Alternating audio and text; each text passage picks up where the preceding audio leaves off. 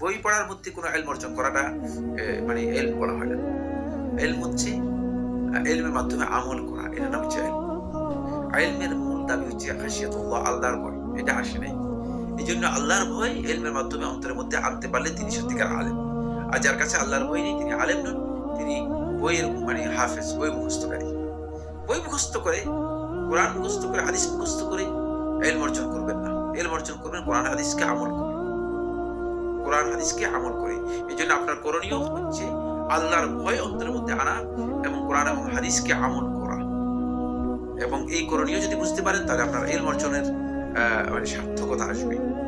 ইলম অর্জনের সার্থকতা ততক্ষণ পর্যন্ত আসবে না যতক্ষণ পর্যন্ত আপনি ইলমকে শুধুমাত্র পুঁথিগত জ্ঞান অথবা পাঠ্যসূচির মধ্যে রেখে দিবেন, মুখস্থ করলেন আর পাঠ্যসূচির মধ্যে রেখে দিলেন।